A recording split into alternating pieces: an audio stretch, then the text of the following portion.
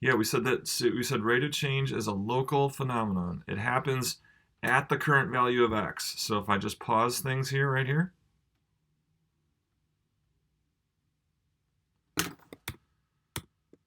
there we go. I pause this cylinder has just started to grow. You see just a little pink thing there. That's in the current interval, and so the current value of x is here. This is the current value of x. And so rate of change is a local phenomenon. It's occurring right at the current value of x. So because of that, we don't compare intervals. We only look at what's happening in the current interval, because that's the rate of change. The rate of change is a change. It's a changing phenomenon. So the rate of change is just we're gonna focus on the current interval, or the current value of x. And so in that current value of x, the height is growing. And when the height is growing, we know that the rate of change of volume is the area of the base. So this kind of gold greenish, this gold kind of olive green disc there, that's the area. That's where the volume is being added on. And so that area is our rate of change. And so what is the radius of that thing? So we said the radius, that radius was the y coordinate. That's the y coordinate. But our function is in terms of x, so the y coordinate is sine x. So there's our rate of change function, and then our volume accumulation function. We don't really need a starting amount because we're starting at 0. There's no previously accumulated volume. So we can just do the integral, say from 0 to x of the rate of change. But we need t instead of x. Okay, so suppose I want to get half. So let's let that thing keep growing here. Let's just imagine it.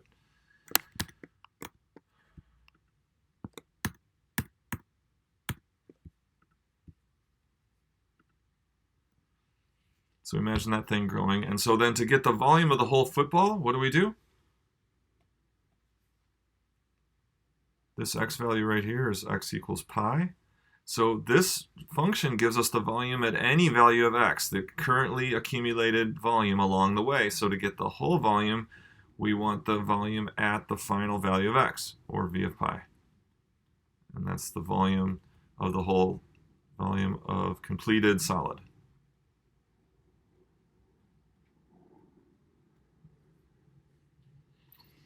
Okay, so suppose I want to write half of that volume. What would guarantee, what expression would guarantee half of the volume?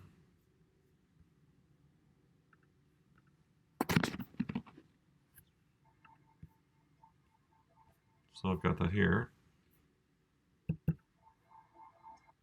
So there's our volume accumulation function. I want to write an expression here that guarantees me half of the volume of the football.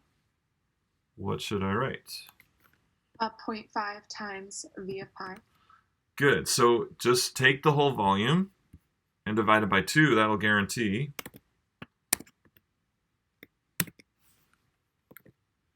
So there's the whole volume of the whole football. And so if I divide that by 2 or take 0.5, that guarantees me half of the volume. So for this example, what about v of pi over 2?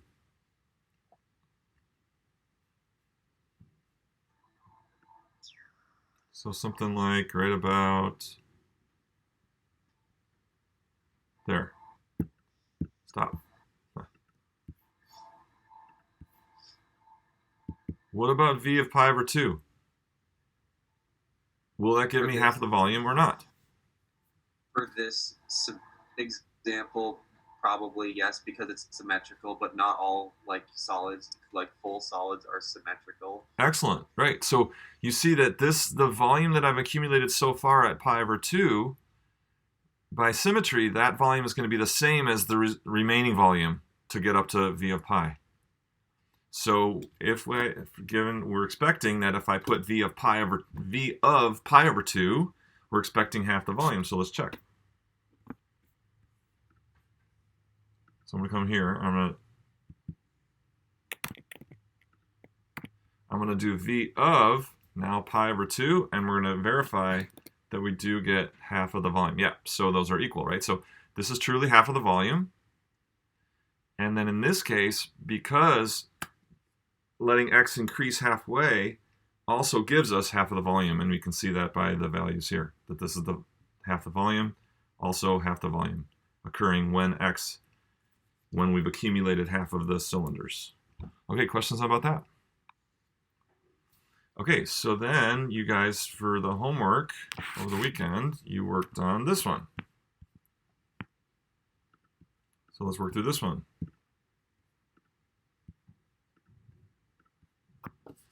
So in this case, now we revolved the sine x curve around the y-axis to form this much different. This is a totally different empty shell, something like a donut or something, or a cake, a bundt cake. All right. And so now we're still using delta x intervals, and we want to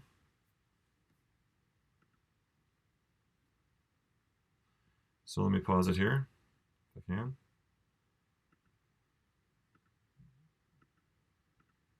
Further maybe. Okay, that's good. And so now we are filling up this shell using delta x intervals, means that we're going to have these kind of shell-like cylinders. They're like kind of hollow cylinders that keep wrapping around. Each cylinder wraps around the one from before. And so you get these nested cylinders, okay, rather than like stacking them up side by side that we saw in the last one. And so here we are at the current value of x. And so we ask, what's increasing? Is the radius or the height increasing right here in the current interval? Radius. Yeah, you should see that the radius for the given interval, so this green, the top of this thing is staying constant height. And then the radius is growing in the current interval. And then we get to the next shell, its height stays the same and the radius grows. So when the radius is growing, our rate of change of volume is going to be the 2 pi RH. And we derived that a couple classes ago. And so now we just got to figure out, in terms of x, what is the radius and the height? So the radius of my shell is what? Well, so the question we'll ask is that an x coordinate? Is that a y coordinate? Is that a big variation in x or a big variation in y? Well, that's the x coordinate, right? It's just the distance. And then what about the height of my cylinder? Again, x coordinate, y coordinate, large variation in x or large variation in y? You should be thinking that's just the y coordinate. So now we need to write that all in terms of x. So 2 pi x, the y coordinate again is sine x. So we have our rate of change function. Rate of change function is the area of this vertical round curved side of the current cylinder, how it's the face of where it's growing. So the next little bit of volume added is like this sleeve, this like vertical sleeve, and that's that area right there. So we can write the volume accumulation function. It's going to be from 0 to x of my rate, 2 pi t sine t dt. And that will give me the accumulated volume starting from x equals 0. How much of this empty shell, this donut, this empty donut, is filled up with our cylinders? If I want to get the whole volume, again, what are we going to say? We're calling this V2 now. What are we going to put for how are we going to represent the whole volume of this?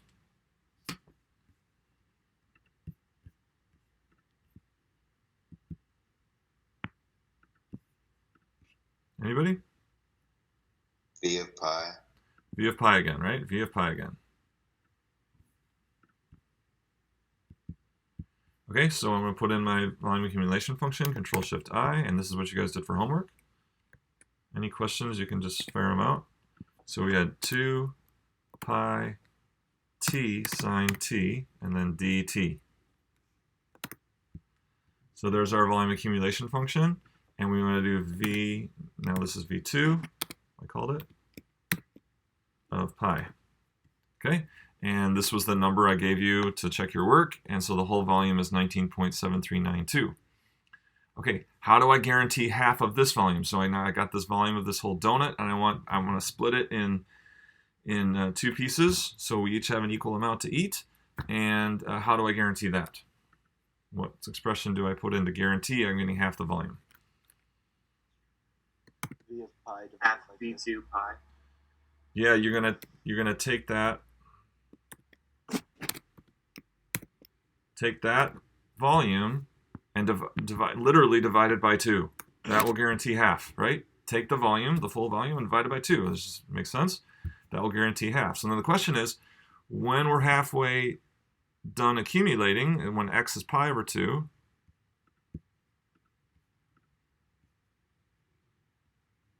see if I can, I'll let that grow there. So here's our individual cylinders growing in radius. Shoot. I'll just draw it. So when we're halfway done,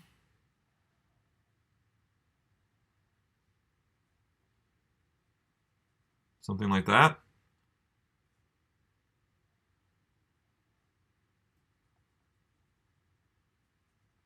Okay, so when this thing is, when we're at x equals pi over 2, will we get half the volume? No. And so the question is, why not? Why do we not get half the volume this time when we've reached pi over 2? And so we can think about it in terms of the cylinders, right? Think about the cylinders that we've already accumulated and the cylinders yet to be accumulated. What's different about those cylinders? Aren't the radiuses bigger of the cylinders from the domain of pi over 2 to pi than they are in the domain of 0 to pi over 2? Exactly right. Well said, right? So in the domain from 0 to pi over 2, the ones we've already accumulated, those radii are all smaller, right? And so certainly that amount of volume is going to be smaller than the radii out here. Even though the heights are symmetric, right? The heights of those different cylinders are symmetric. The radii of the first half are smaller than the radii of the second half. And so with a larger radii, you're going to get more volume. So let's confirm that. So we're going to do v2 of pi over 2. And so that's the first half of the volume generated, which is less than half of the total volume generated. So you're getting more volume in the second half because the radii of those cylinders is larger. Okay, any questions? If I could just say something. Oh, I'm sorry. Please. Oh, the connection must have gone off for a second. So what you're saying is the volume accumulated halfway through the function, and the volume. Wait, half of the volume of the function at a certain value are 2 different things, right? So in this football example, we saw that going halfway did get you half of the volume. Mm-hmm. In this one, we're seeing because the radii is constantly growing through all x values, Mm-hmm. that half of the volume, right? So the amount of volume you get when you've gone halfway is less than half of the total volume. Gotcha. Half of the total volume was just the full donut divided by 2. But if you've only accumulated halfway in x, you haven't reached half the volume yet. It's less. And that's because in the previous problem it was height that was variable, right? No, it was in the previous problem. It was because just the symmetry of the situation. So when you do, because it was in the y-axis instead of the x. Yeah, but that's not the reason. We could have for sine x, yes, but we could have a problem where when the y is the independent variable, you do get half the volume, and then x you don't. Okay. Does that make sense? Mhm. So the reason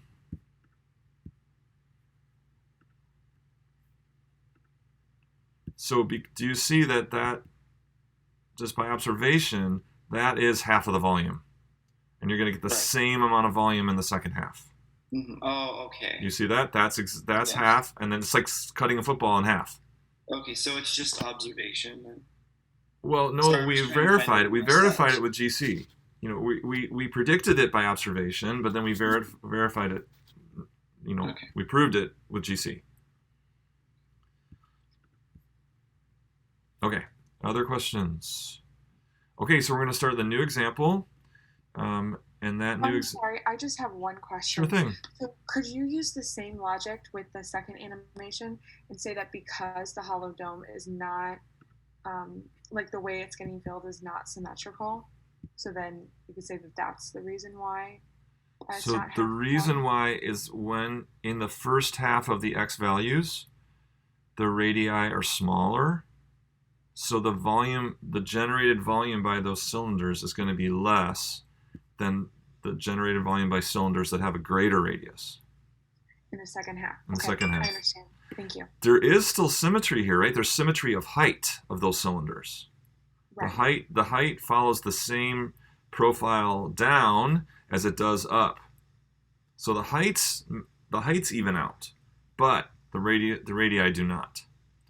For these lower radii in the first half, you get lower volume generated than the radii in the second half, which are much bigger. Make sense? Yeah, that does. Thank you. Okay, so your sheet is the next. So here's the deal with these problems. So far, the problems we've done, I've given you these beautiful 3D animations. Okay, when you just come to a written text problem, you won't necessarily have these amazing animations to know exactly what's happening with the cylinders growing in the current interval, growing by radius, and you see those cylinders filling it up. So this is super helpful. But we need to make a transition to being able to make sketches that are good enough to have this type of image of our problem. Okay, so that because you're not going to have an animation for every problem you do that's given in text. Okay, so this is to start the transition to practice that. And so zoom this a little bit so we can read a little bit easier. So what we're going to do is we're going to work on this one, which is your handout. And the figure shows a graph in the xy plane. And I'm going to tell you that this graph, this function is, and we won't really need it until the very end, but just to let you know, this is x cubed over 4. We're going to say that the function is x cubed over 4. And so that makes this y-axis incorrect. So this y-axis would be at x equals 1. We'd be at 0 equals 0.25. Okay? But we won't really need that until the end. In the meantime, just using f of x will be fine. But just note that if our function is x cubed over 4, this y scale is incorrect, and this at x equals 1, we should be at a quarter. 1 cubed over 4, or 0.25.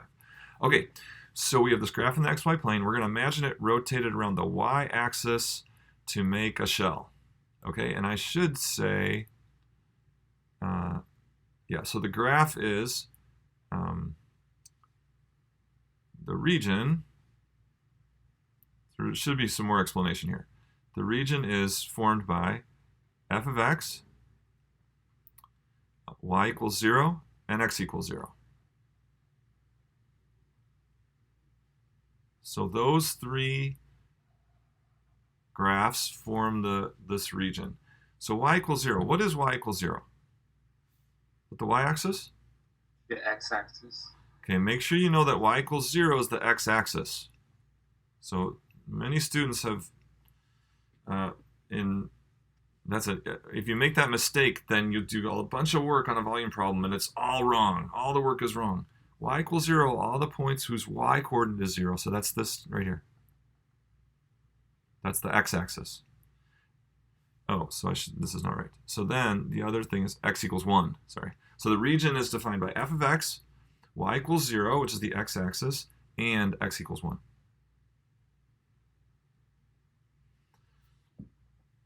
So after getting our region, we're going to imagine that region being rotated around the y-axis to make a shell. So here's where I'm not going to show you an animation. I'll show you it later after we get done, but we're not going to have a computer animation for this. And now it's kind of up to you to get good enough sketches, just barely good enough, so you have an image of the problem to make progress. Okay, so what is that going to look like when you rotate that thing around our y-axis? Y-axis. Can you imagine what we will get? So what's helpful is to start by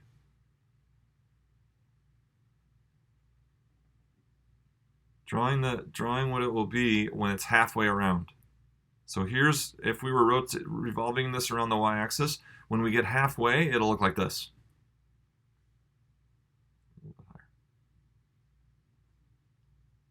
Okay, and so then what we can do is you can kind of show that thing, now it's kind of, we're using 3D effect, showing it revolved kind of out toward us and then back to the screen. And so you can do that, and then you can do the same thing, kind of make an ellipse, and it'll appear to be a circle. So now the empty shell. Is the empty shell, are we going to be filling up the bowl? Or are we going to be filling up this region below the bowl? Which is the empty shell? Below. Below. So we're going to be filling up this. Okay, we're going to be filling up this. It's kind of like we're creating a solid bowl, right? We're creating all the plastic. You know, we're going to fill this up with plastic to actually make a dog bowl or whatever this is, okay? It's because we need that to be empty, right? We need that to be empty. Okay, so we got that. So now we're going to mark off intervals of delta x of 0.2 along the x-axis in our second image. Okay, so we're going to mark off delta x intervals of 0.2.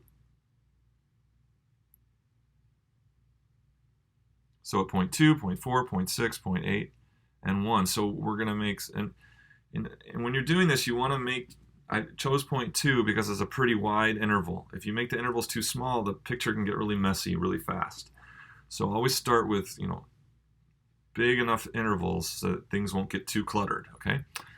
All right, so we're going to mark off, and then we're going to sketch a cylinder, and we're going to say this interval right here, from 0.6 to 0.8. We're going to sketch a cylinder. So we imagine that we've completed all these intervals, and now we've come to this interval, and we're going to imagine a cylinder is going to be growing in this interval as x increases from 0.6 to 0.8. And so the cylinder's inner radius is the value of x at the beginning of the interval. So the radius is going to be that. And then the cylinder's outer radius is the value of x. So we're imagining x is varying through this interval. So just pick any spot in there, say right there. That's the current value of x. So x is varying through delta x intervals. Currently, x is in the in the fourth interval here, and it's varying from 0.6 to 0.8. Okay, the cylinder's height throughout the delta x interval is the value of f at the beginning of the interval. So the beginning of the interval is at x equals 0.6, and so there's our value of the function. And so throughout this interval, the height, the cylinder's height is going to stay constant through there. So something like this. Okay, so to get that cylinder, draw the strip from the beginning of the interval. Let's see if we can do a better strip there.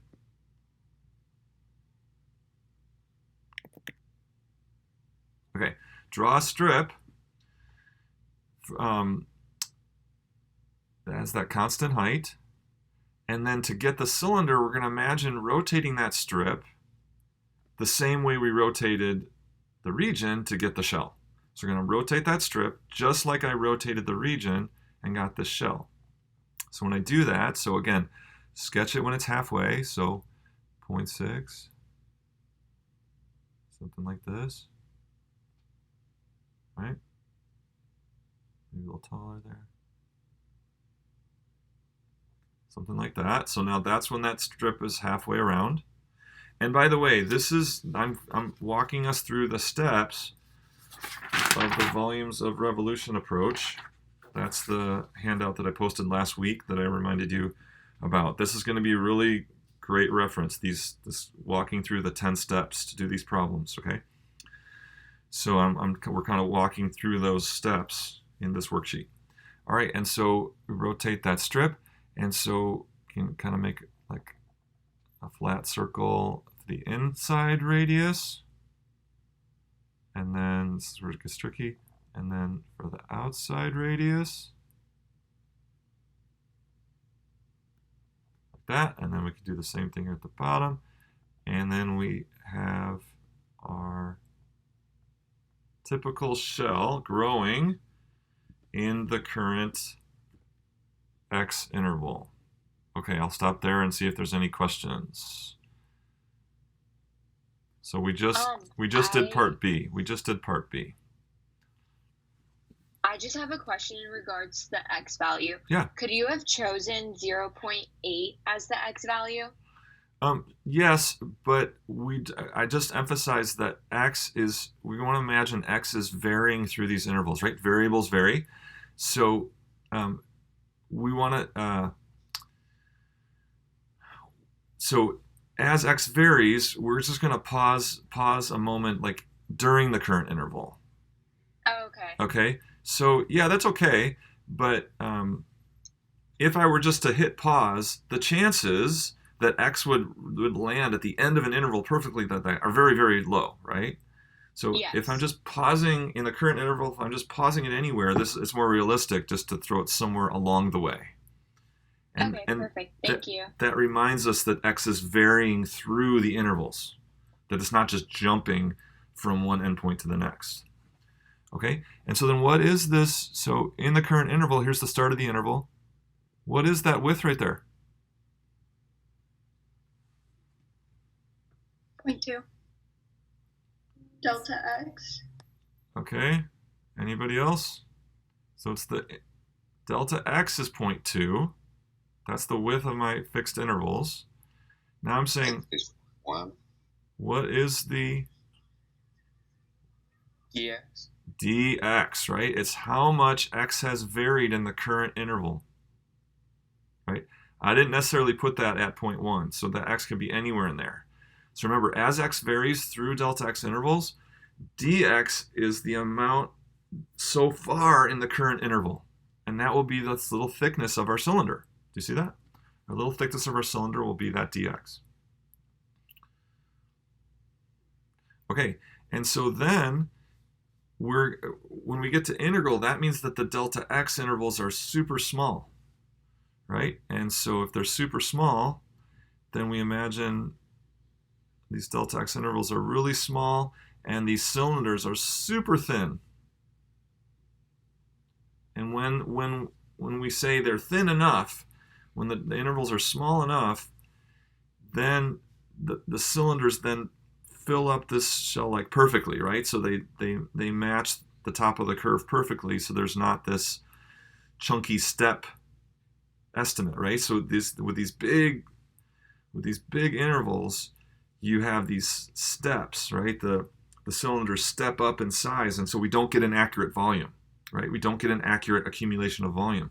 But when the intervals are small, and you imagine these are like super thin sleeves, like ducts, right? Like a duct is like a tube for water or air to go through, and those are like super, the material is really thin, and so they're all against each other, and we get an exact volume, right? Okay. Or like sleeves, right? Sleeves.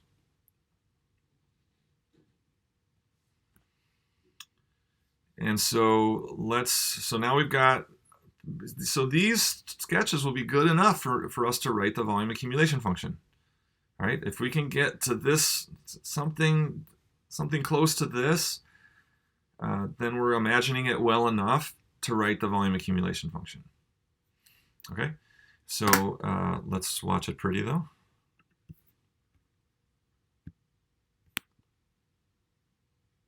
So first of all, forming the empty shell. So this is what we attempted to draw in the first picture, right? And we did a pretty good job of that. Hopefully yours turned out just good enough so that in your mind you're imagining this, right? You're imagining that. Okay, and then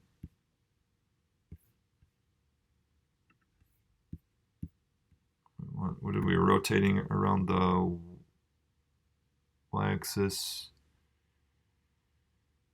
Sleeves. Okay, and so then here's what we tried to accomplish with our second drawing a typical cylinder. So how'd we do? So do you see that the current cylinder, here's the current cylinder, is what we tried to draw.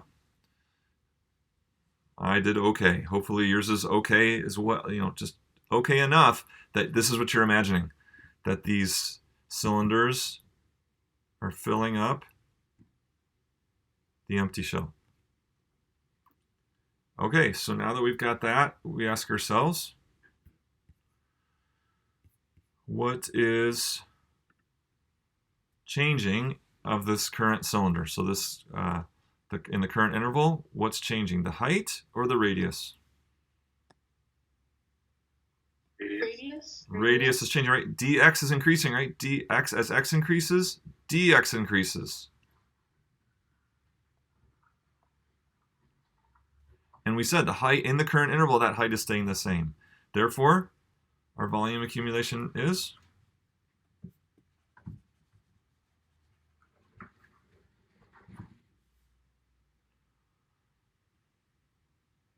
Sorry, the rate of change of volume. What's our independent variable is x? It's going to be r, 2 pi rh. And then what is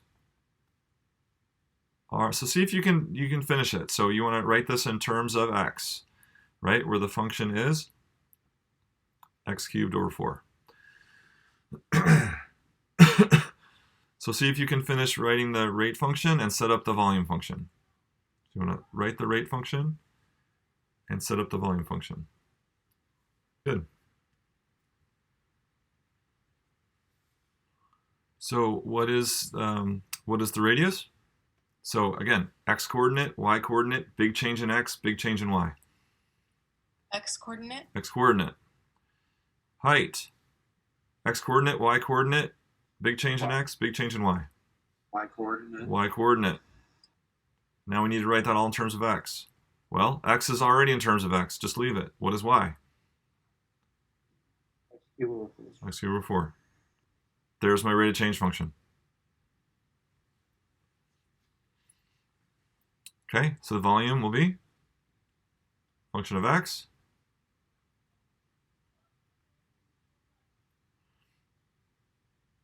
And so we're going to write that in terms of t.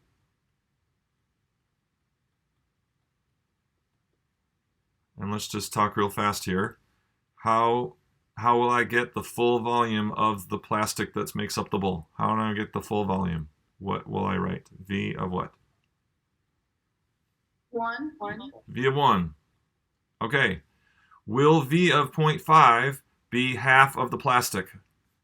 No. No. No. Definitely not, right? Here, we got smaller radii in the first half and smaller heights for those cylinders. So not only is the radii bigger in the second half, but the heights are bigger. So this will be kind of greatly less, right? So the V of, we know that, so V of 1/2, we can predict pretty easily, will be greatly less than V of 1/2. V of 1/2 is the guaranteed way to get half the volume. And in this case, V of 1/2, we would predict that it'd be greatly less. But for time's sake, we're not going to type all that into GC. Okay, questions on this example? Professor? Yeah. So when you ask us about substituting for the radius and the height in terms of x, and you say x coordinate y. Yep. example of a big change in x and big change in y? We'll see that on the next class. Okay. So yeah, everything we've done so far have been x or y coordinates to keep it simple at first, but I'm just getting you set to start asking that question. But then the example that we do Friday will involve some large variations in x, large variation in y, rather than just x or y coordinate. Okay, thank you. You're welcome. Okay, we got 5 minutes to do this last part. Here we go. So other questions about this example? So now we're gonna use delta y intervals. We're gonna start with the same shell, rotate it around the y-axis, but now we're gonna do delta y intervals. Okay, so let's see what that looks like. And again, without an animation, right? So we've got to do good enough sketches to imagine this correctly and get a volume accumulation, or the rate function and the volume accumulation function. And while I'm erasing here, let me just highly encourage you, this iMath AS, I highly encourage you to work out those problems as if they were free response, write out the answers. Okay, so there's a lot of multiple choice, and to get the biggest benefit out of these problems, you need to work them by hand on paper the way that we're doing right now. So I highly encourage you to take those volume problems that are in the online homework, make them like written homework. Okay, make them like written homework. That's how you're going to benefit the most.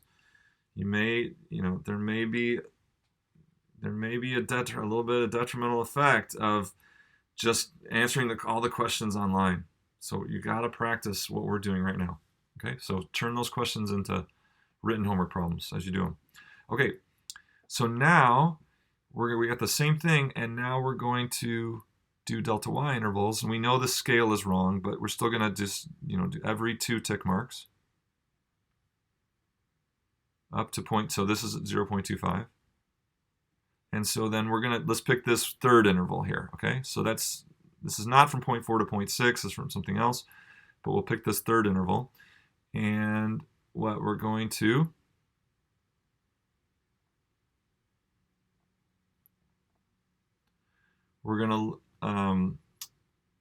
start at the beginning, and then so the current y interval, the current y value is somewhere in this interval, right? Y is increasing through delta y intervals.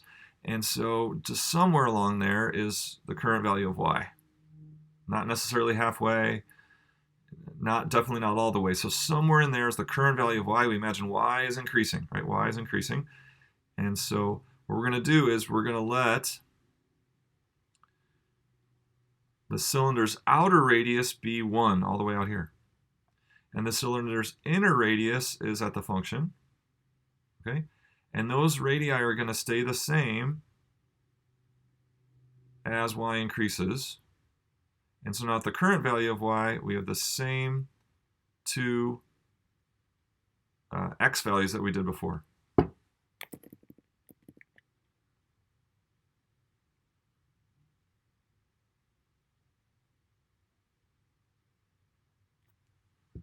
Okay, and so that gives us a strip, a rectangular strip in the current interval, something like that. Again, we're going to imagine that strip being rotated around the same way that we rotated the shell. So I'm just going to wing it here, something like this. I'll try it again. It looks like it's a little too low. Higher. Okay, and then we draw it. So what kind of thing are we going to get?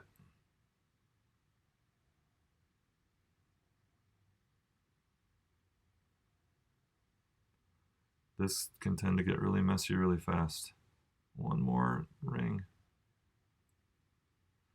Okay, so you imagine here's our strip. When I rotated that around the y-axis the same way I rotated this. So I'm going to get something like this.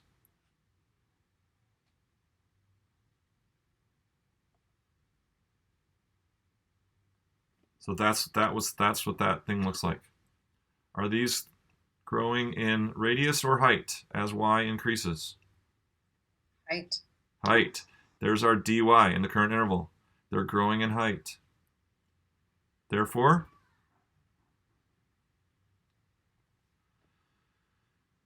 The rate of change, the volume with respect to y, is going to be area of the base.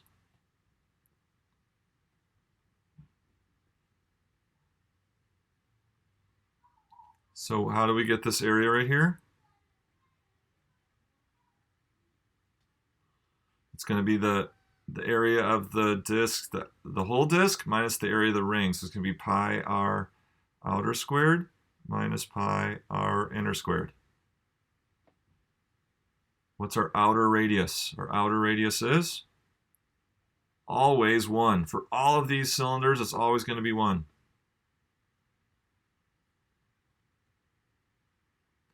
What's our inner radius? Our inner radius is, according to the function here, is it x coordinate, y coordinate, big change in x, big change in y? The inner radius. X coordinate. X coordinate, so it'd be pi times x squared. But we need this in terms of y. So y and this curve is x cubed over 4. We're going to have to solve this for x, and then we'll know what our x is in terms of y. So when we solve that for x, what do we get? 4y equals x cubed. X equals the cube root of 4y. And so I'm going to take the cube. That's what my x value is for on this blue curve.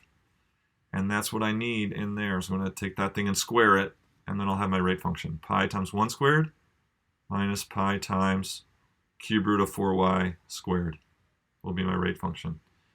Any questions?